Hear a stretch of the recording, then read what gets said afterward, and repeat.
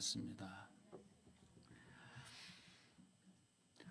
우리 인류 역사의 전쟁사를 보면 이 한 번의 작전이 전쟁의 흐름을 완전히 통째로 바꾼 그런 순간이 있습니다. 우리나라 6.25 전쟁 때도 이 메가더 장군의 인천 상륙 작전이 한국의 6.25 전쟁을 완전히 양상을 바꿨습니다. 자, 누구도 쉽게 예상할 수 없었던 그 인천 상륙 작전, 결과적으로 전쟁의 상황과 흐름을 뒤집어 놨습니다. 자, 우리나라 역사에 또 임진왜란에서 이순신 장군의 그 해전에서의 뛰어난 전술은 사실 많은 이 해군 사관학교나 어떤 해군의 전력 이런 작전을 다룰 때 많이 사례로 그렇게 연구가 되기도 합니다. 실제 해군 사관학교 다른 나라의 생도들이 우리나라에 와서 또 그런 현장도 보고 거북선도 탐방하고 하는 일이 있다고 합니다. 자, 그래서 전쟁에서 어떤 전략을 가지고 어떤 작전을 가지고 하느냐 참 중요합니다. 그래서 이 작전이 잘 싸우는 어떤 것을 넘어서서 승패를 결정하는, 결과를 결정하는 어떤 중요한 핵심 요소가 바로 전략, 작전이다라고 할 수가 있습니다. 자, 그런데 오늘 본문을 통해서 우리가 그럼에도 불구하고 한 가지 짚고 넘어갈 것은 뭐냐? 과연 전략이 좋으면 반드시 이기는 것인가? 전략이 좋으면 정말 이기는 것인가? 사람의 지혜가 완벽하면 그 지혜대로 흘러가는 것인가에 대한 질문을 한번 오늘 본문을 통해서 우리가 해보려고 합니다.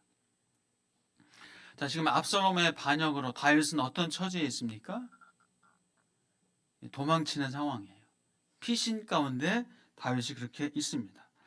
자, 그런데 지금 이 압살롬과 함께한 사람들이 꽤 있었는데 압살롬과 함께한 합세한 사람들 중에 다윗의 최고의 전략가, 이스라엘의 최고의 지혜자라고 할 수 있는 그런 전략가가 압살롬에게 함께합니다.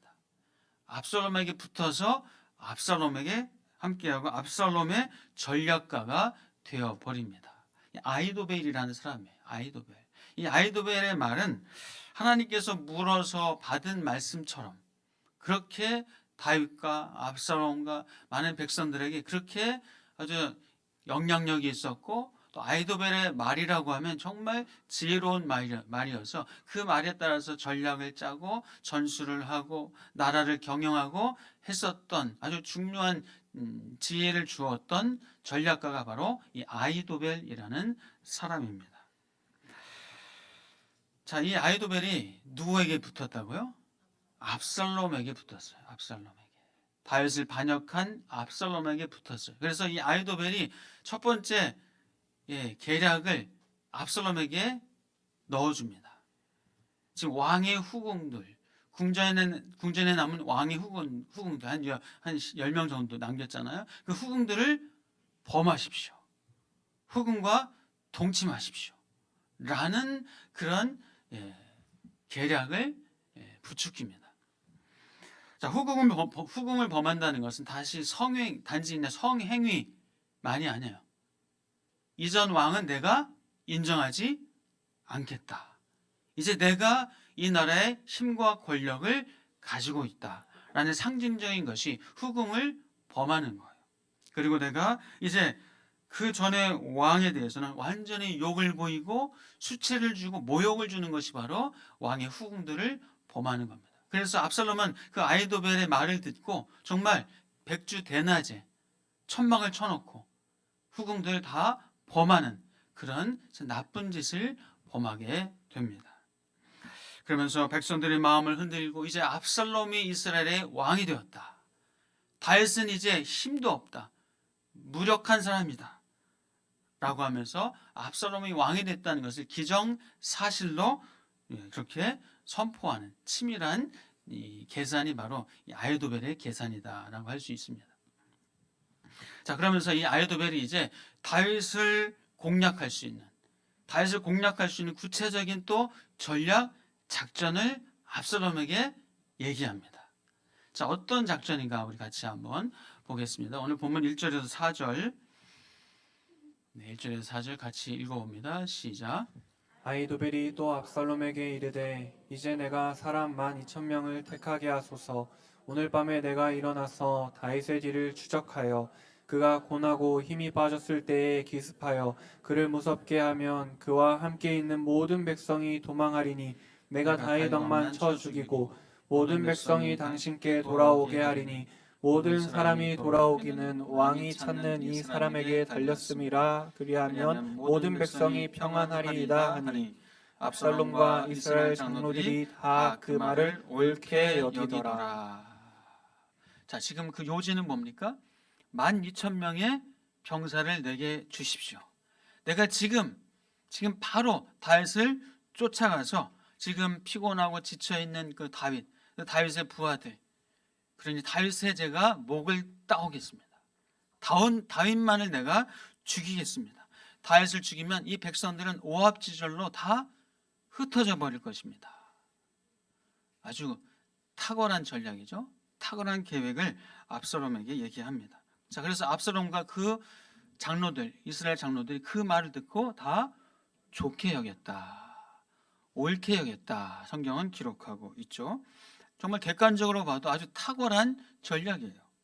전쟁에서 대장 한 사람, 우두머리 한 사람 제거하면 사실 이미 승리를 따는 것이다라고 할 수 있어요.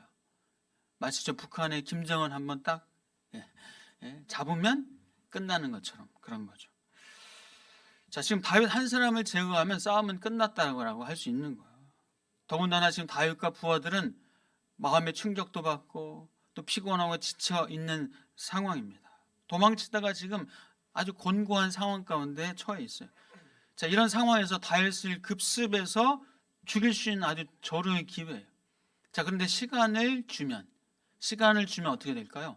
다윗도 여유가 생기고 다시 기력을 회복하고 또 이 전형도 다시 한번 이렇게 고르게 하고 하면서, 그러면서 다윗에게 오히려 힘과 또 어떤 이 진영들을 다시 정비할 수 있는 기회를 줄 수 있는 그런 거예요.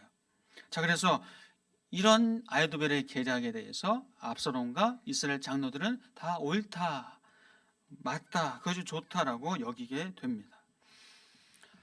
자, 이 아히도벨이 정말 어떤 사람이었는가? 성경 이제 16장, 그 앞장 16장 23절 보면 이렇게 얘기하고 있습니다. 아히도벨에 대해서 이렇게 소개하고 있는데요. 한번 같이 읽어볼까요? 시작.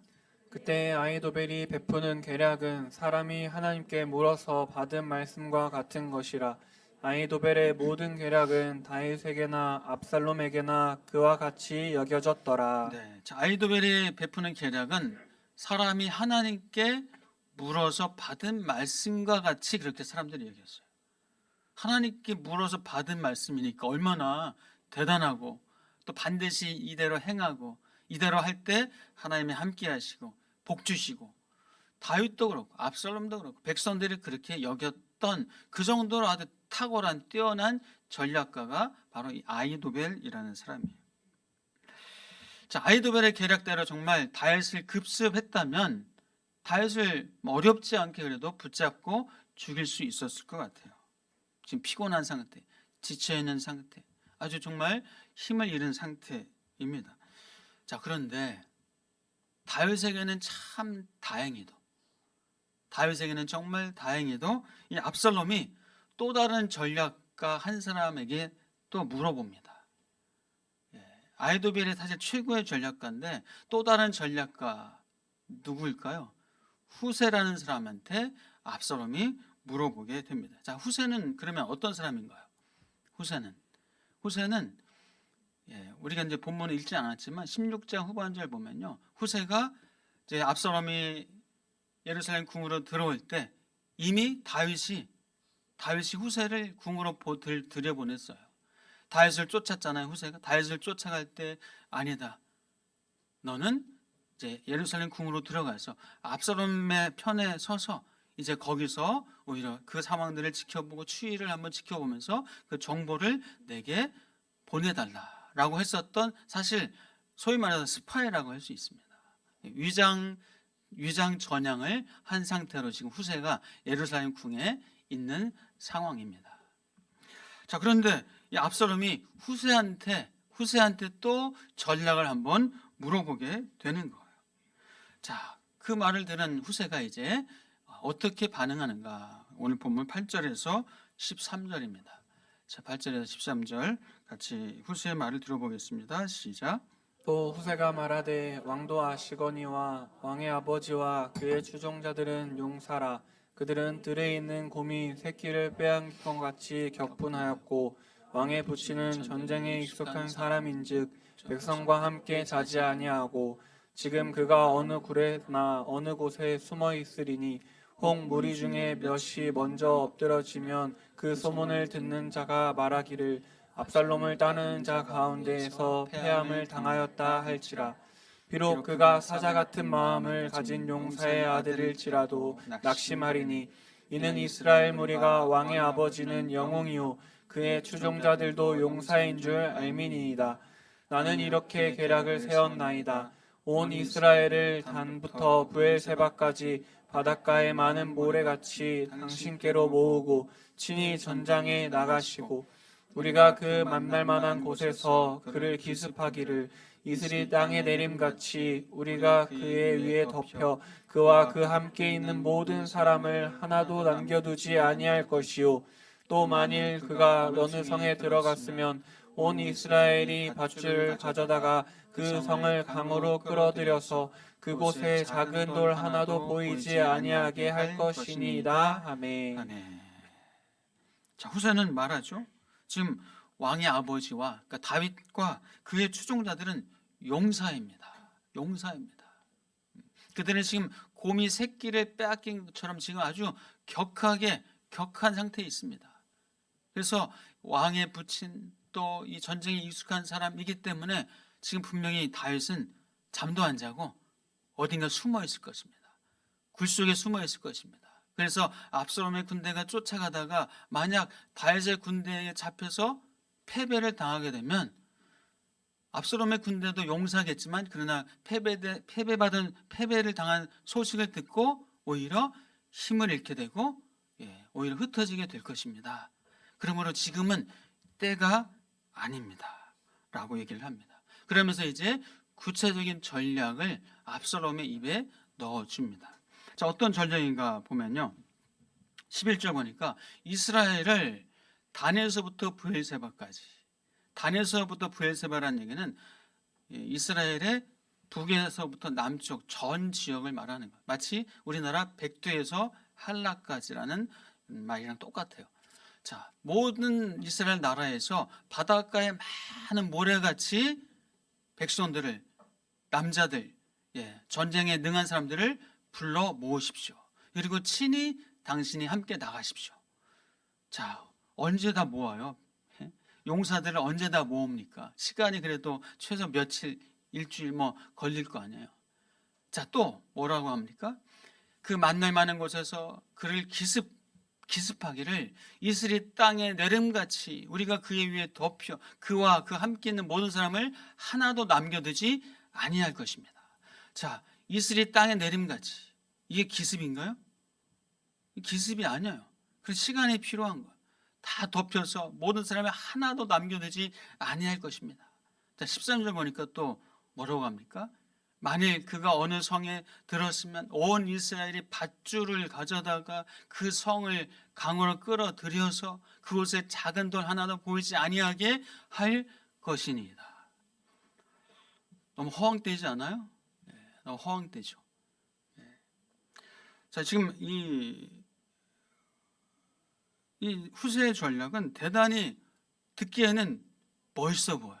아주 수사적으로 되게 멋있어 보이고 매력적이고 화려해 보여요. 그러나 그 속을 들여다보면 너무 허황되고 비현실적인 전략이다라고 할 수가 있습니다. 시간을 끌면 끌수록 누구에게 유리해집니까? 다윗에게 유리해져요.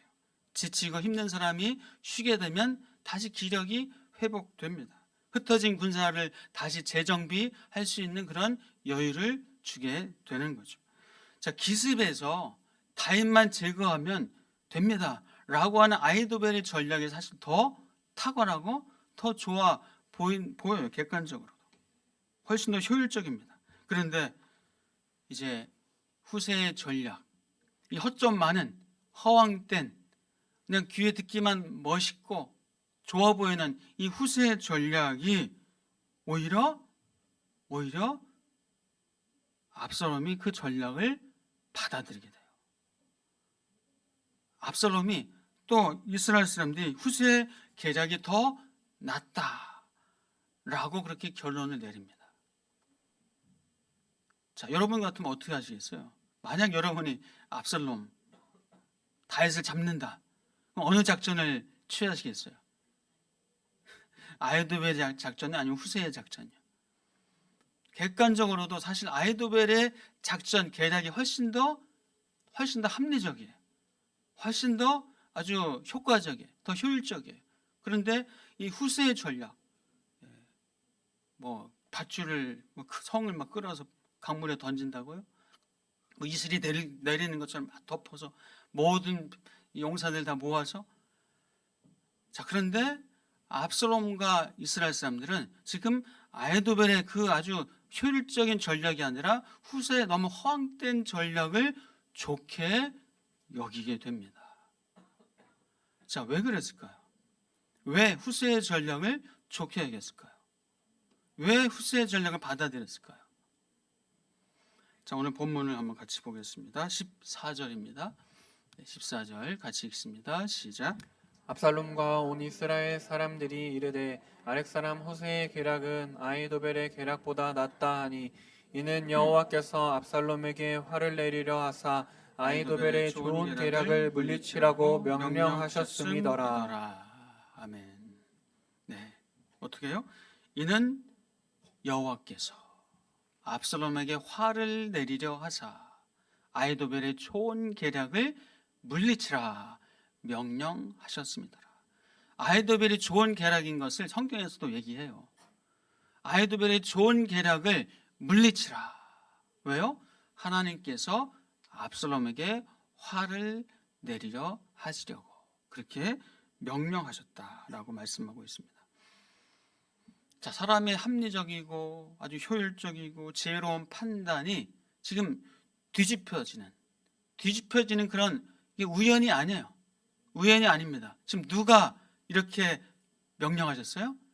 여호와 하나님께서 이렇게 명령하신 거예요. 하나님께서 악을 향하고 있는 이 압살롬, 이 악한 압살롬을 심판하시기 위하여서 그 좋은 아히도벨의 계략을 물리치고 꺾으신 거예요. 자, 지금 아히도벨이 사실 이스라엘의 전략가, 지혜자, 다윗의 편에서 다윗을 도왔던 그런 전략가 중에 최고의 전략가인데, 지금 압살롬이 반역했을 때 이 아히도벨이 누구 편에요? 압살롬의 편에 섰다고 했잖아요. 그때 다윗이 궁에서 나오면서 도망치고 피신하면서 하나님 앞에 기도한 게 있어요. 여러분 혹시 기억하세요? 이 아히도벨에 대해서 기도한 게 있어요. 우리 한번 볼까요? 다윗의 기도입니다.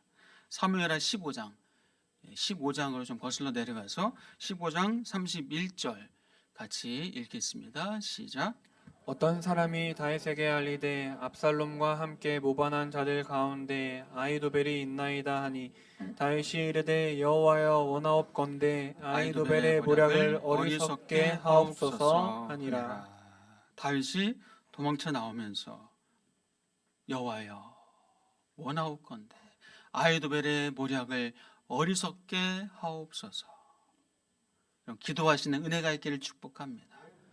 주여 아히도벨의 모략을, 주여 저들의 모략을 주여 어리석게 하옵소서.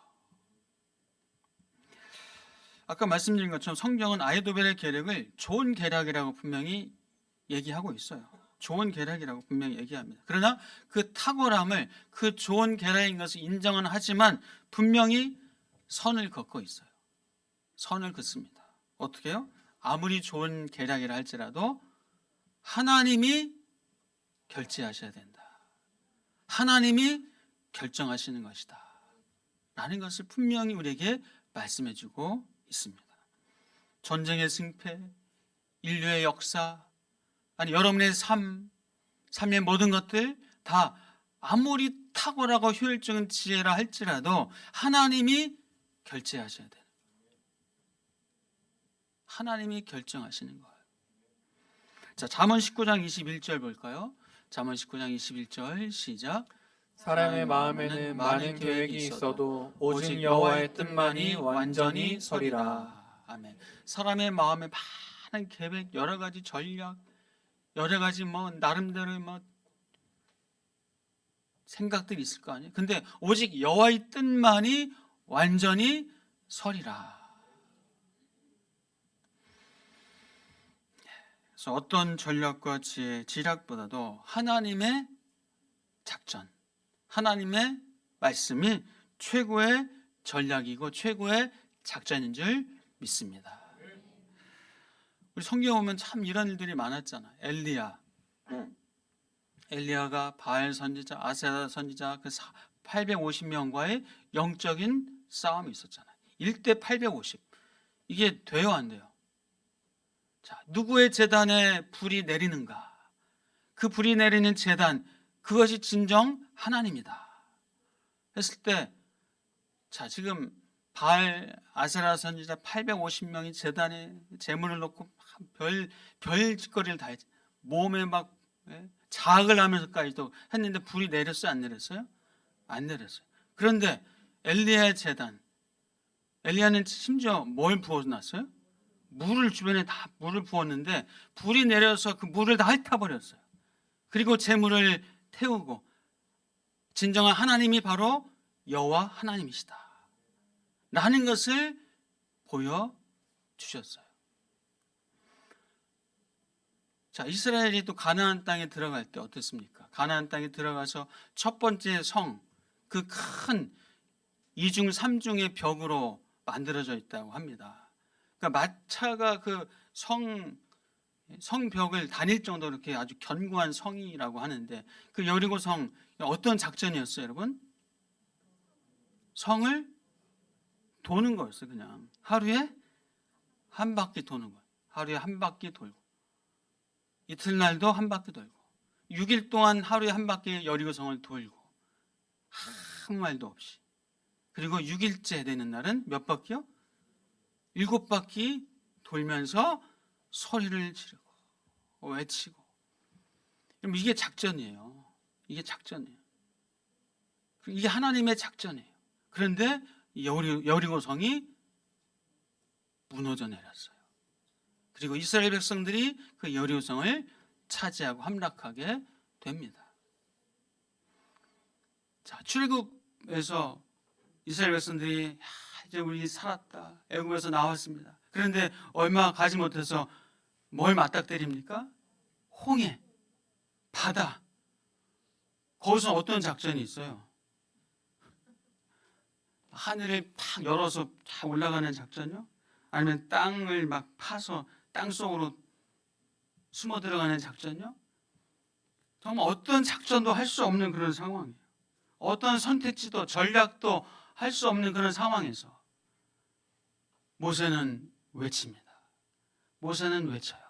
자, 출애굽기 14장 13절 14절 같이 읽겠습니다. 시작.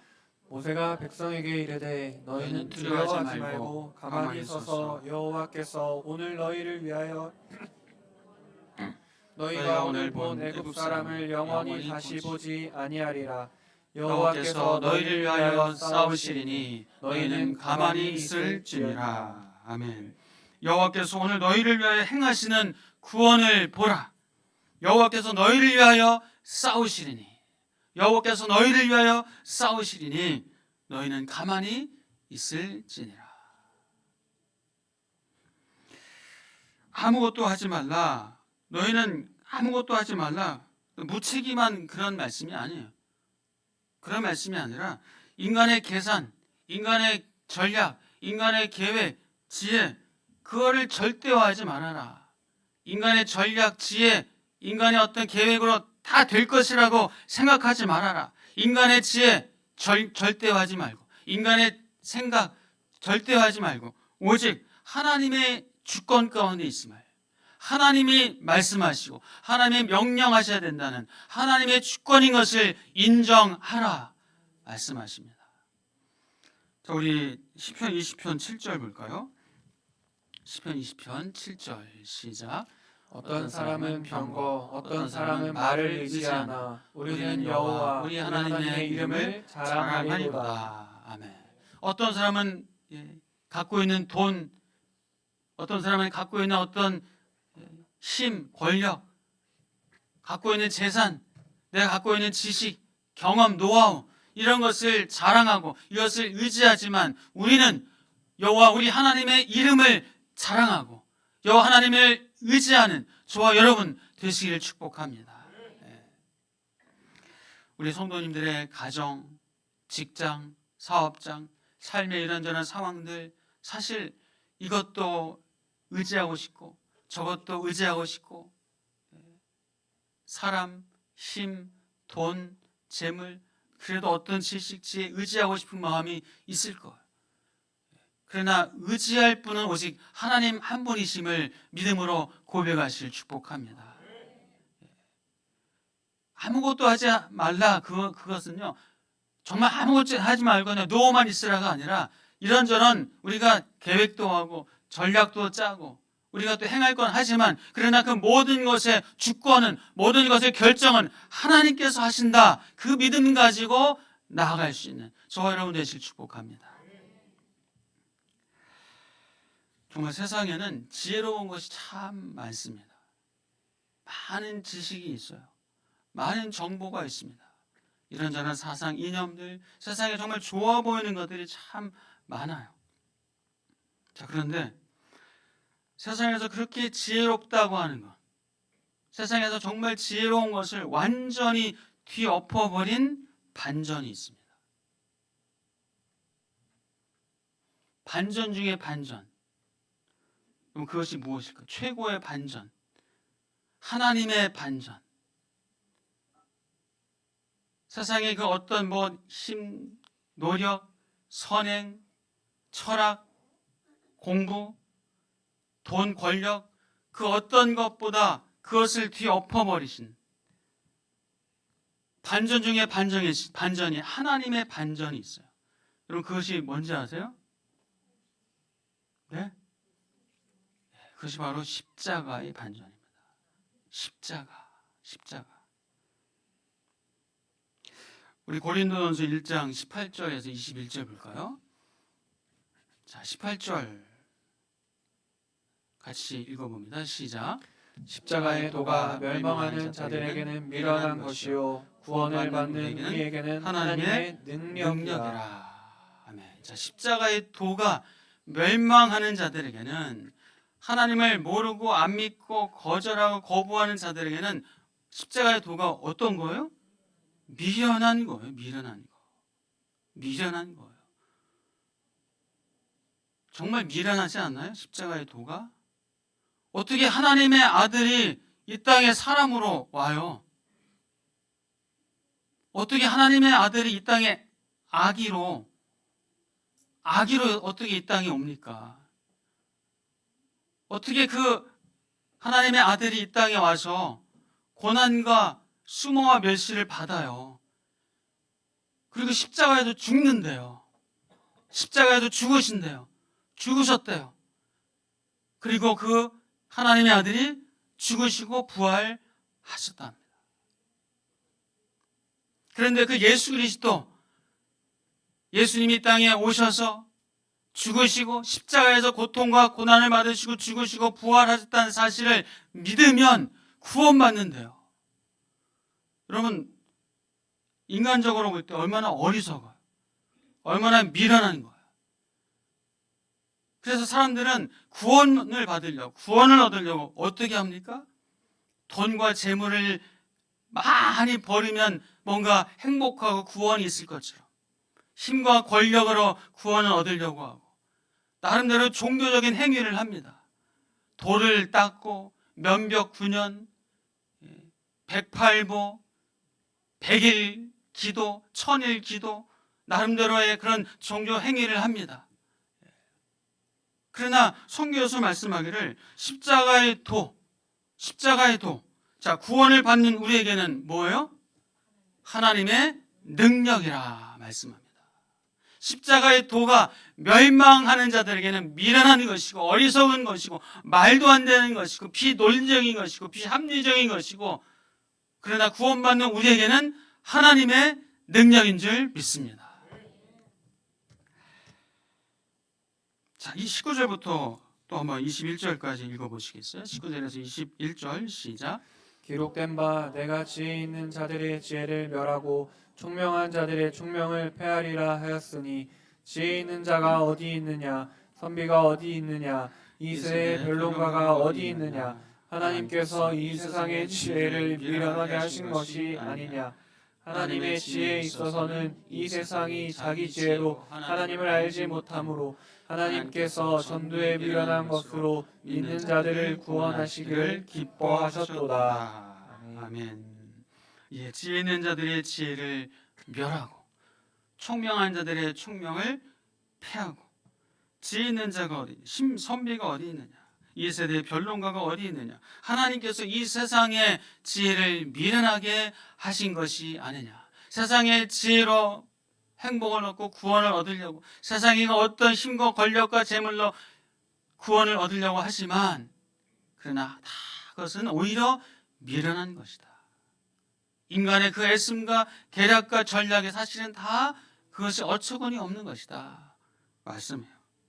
근데 하나님께서는 또 이 세상이 하나님의 지혜를 알지 못하므로 하나님께서 어떤 방법으로요?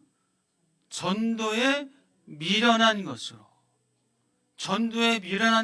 믿는 자들을 구원하시기를 기뻐하셨도다. 전도에 미련한 것. 예수 믿고 천국 가야지. 예수 믿고 하나님의 자녀가 돼. 그거 듣는 사람 얼마나 황당할까요? 전도제를 만들고 주일날 전도 주보제를 가지고 등산해서 내려온 분들 예수 믿고 천국 가세요. 또 이 주보 전도제를 또 우편함에 꽂으면서 주여 이 가정에 하나님의 구원이 있게 해주시옵소서. 행복의 시작 예수 그리스도. 근데 이것 전도가 미련한 것이래요. 미련한 것. 하나님도 아세요. 전도가 미련한 것이라고. 그런데 그 전도에 미련한 것으로 믿는 자들을 구원하시기를 하나님은 기뻐하신답니다. 우리 계속 이 전도의 사명을, 이 전도의 하나님 주시는 이 놀라운 기쁨의 일을 감당할 수 있는 저와 여러분 되시길 축복합니다. 주일 전도대로, 수요 전도대로, 학교 앞 전도대로, 우리 관계 전도로 삶의 현장에서 만나는 분들에게 전도라는 미련한 방법이에요. 예수 믿고 천국 갑시다. 예수 믿고 행복합시다. 아니도 우리의 말로, 우리의 삶으로, 우리 관계 속에서 우리의 삶을 통해서 전도하는 이런 전도를 통해서 하나님께서 구원하시기를 기뻐하시는 은혜가 우리 삶 가운데 있을 줄 믿습니다. 하나님은 우리의 지혜와 지식을 넘어서는 분이십니다. 우리가 상상할 수 없고 생각할 수 없는 방법으로 하나님은 일하시는 분이에요. 그 하나님 앞에 기도하며 나아가는 저와 여러분 되시길 축복합니다. 그래서 하나님은 우리의 그렇다고 지혜를 무시하는 분은 아니에요. 우리의 지식, 경험, 지혜 이것을 무시하는 분이 아니라 우리의 지혜를 넘어서는 분이에요. 넘어서서 역사하시는 분이에요. 그래서 우리가 준비하고 계획하고 전략도 짜고 해야죠. 최선을 다해야죠. 그러나 그 모든 것 위에 하나님이 결제하셔야 됩니다. 하나님이 결정하십니다. 주권은 하나님께 있습니다. 이 고백이 있어야 된다는 거예요. 우리가 아무리 대단한 전략과 계획과 나름대로 경험과 내 방법을 써도 그걸 쓰지 말라는 것이 아니라, 그러나 하나님이 결정하시는 것입니다. 하나님께 있습니다. 이 고백이 필요하다는 거예요. 결론은 그렇습니다. 결론은 하나님께서 하십니다. 하나님께서 싸우십니다. 모든 지각에 뛰어나신 하나님께서 하나님의 일을 이루실 줄 믿습니다. 사실 우리의 삶도 어쩌면 전쟁 같아요. 전쟁터에서 살아가는 우리의 삶이라고 표현할 수도 있어요. 우리가 얼마나 할 일도 많잖아요. 결정하고 선택할 일도 많습니다. 그렇죠? 회복하고 세워야 될 일들도 많습니다. 설득해야 될 관계도 있고, 지켜야 될 관계도 있고, 피하고 싶은 싸움도 있고, 얼마나 우리 삶이 전쟁터와 같습니까? 그때 우리는 전략을 세우고 계획을 하고 기도하고 하나님 앞에 은혜를 구하면서, 그러나 우리가 꼭 정말 끝까지 우리가 붙잡아야 될 고백, 그것은 무엇입니까? 하나님께서 결정하십니다. 주권은 하나님께 있습니다. 하나님께서 싸우십니다. 하나님께서 일하십니다. 이 고백하면서 나아가시는 저와 여러분 되시기를 주의 이름으로 축복합니다. 기도하겠습니다. 하나님 감사합니다. 하나님, 우리 삶 가운데 우리가 계획하고 전략을 짜고 또 나름대로 지혜를 모으고 하나님 하게 하여 주시옵소서. 그러나 하나님, 그것이 결정하고 그것이 뭔가 이루는 것이 아니라 하나님, 하나님이 결정하시고 하나님이 결제하셔야 됨을, 그 주권은 하나님께 있음을 믿음으로 고백합니다. 주님, 우리 사랑하는 성도들 그렇게 삶의 현장에서, 가정과 직장과 사업장에서, 하나님 이 세상 속에서 때로는 전쟁터와 같은 이 삶의 현장 속에서 하나님 믿고 믿음으로 살아가는, 하나님이 결정하시고 하나님이 일하시고 하나님의 싸우심을 믿고 믿음으로 나아가는 주의 백성들 삼아 주옵소서. 예수 그리스도의 이름으로 기도하옵나이다. 아멘. 우리 찬송가 384장 부르시면서 준비하신 헌금 드리겠습니다.